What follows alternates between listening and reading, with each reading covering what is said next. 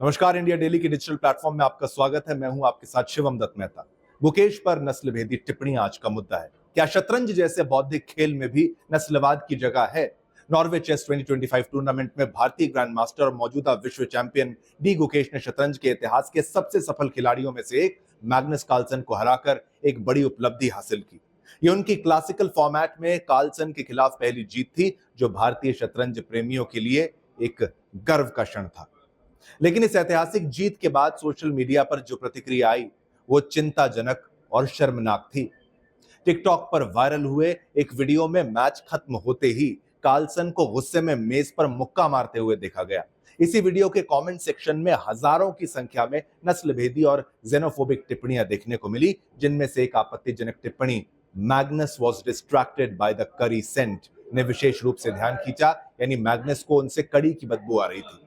Social media पर नस्लभेद, ये जानिए, एक बढ़ती हुई बीमारी। ये कोई पहली बार नहीं है जब किसी भारतीय खिलाड़ी को इस तरह के नस्लभेदी तानों का सामना करना पड़ा हो। क्रिकेट, फुटबॉल, फॉर्मूला 1 से लेकर ऑनलाइन गेमिंग तक नस्लभेद की ये बुराई हर मंच पर अपनी मौजूदगी दिखा रही है। गुकेश के खिलाफ की गई टिप्पणियों ने केवल भारत ये नहीं बल्कि पूरे ग्लोबल साउथ के खिलाड़ियों के खिलाफ एक पूर्वाग्रह को उजागर कर दिया है, जो ये मानता है कि गैर पश्चिमी खिलाड़ी सफलता के लायक नहीं होते।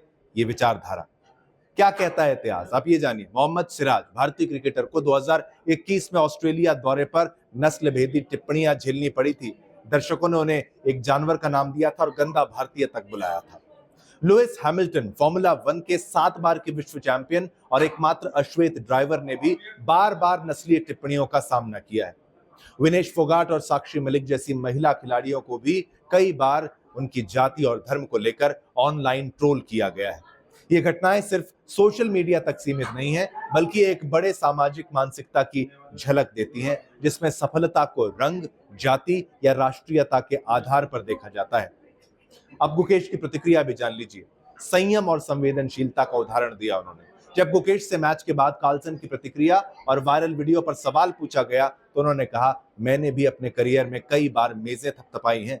ये बयान न केवल उनके परिपक्वता को दर्शाता है, बल्कि ये भी दिखाता है कि वे किसी की भावनाओं का मजाक नहीं बनाते, जैसे कि कुछ दर्शकों ने उनके साथ किया। अब नॉर्वे चेस और जिम्मेदारी की बात देखिए। एक उपयोगकर्ता ने सोशल मीडिया प्लेटफॉर्म एक्स पर एक पोस्ट में लिखा कि क्या हम नहीं पूछ सकते, can I ask why isn't Norway Chess moderating its TikTok account despite repeated racist comments targeting Gukesh. उनका साफ तौर पर कहना था कि हम नॉर्वे चेस से नहीं पूछ सकते कि भाई वो क्यों मॉडरेट नहीं कर रहे हैं अपने पेज को, जबकि लगातार नस्लभेदी टिप्पणियां गुकेश के खिलाफ की जा रही हैं। ऊपर कमेंट आ रहे हैं। ये सवाल अहम है। देखिए, कई आयोजक जो है टिप्पणियों को प्लेटफॉर्म बना रहता है और टिप्पणियां होती हैं, वो प्रत्यक्ष रूप से नस्लवाद को, आप ऐसे अगर कमेंट्स को नहीं आते तो आप जगह दे रहे हैं। अब इसका समाधान क्या है? सोशल मीडिया प्लेटफॉर्म्स की जवाबदेही जरूरी है। जहां पर टिकटॉक, यूट्यूब, इंस्टाग्राम जैसे प्लेटफॉर्म्स को नस्लभेदी टिप्पणियों के प्रति शून्य सहिष्णुता की नीति अपनानी चाहिए। टेक्नोलॉजी का इस्तेमाल करना चाहिए।